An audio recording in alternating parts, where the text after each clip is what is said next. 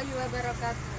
Sugeng sonten pepanggihan malih kula Erika Sujanjani saking Tunas TV. Pawarta ingkang kapisan inggih punika pencemaran lingkungan koyok kali-kali ora energi ingkang kalongan terakhir wae ing desa-desa liyane saka kalongan terakhir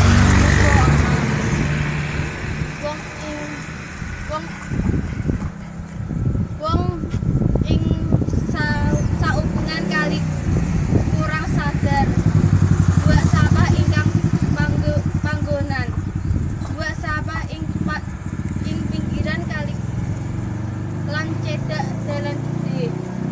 Sampah-sampah gawe aliran banyu dadi mampet lan ambune ora enak kanggo wong padha lewat ana dalan dhewe. Mekaten kalau kawula pawarta ingkang kula andharaken.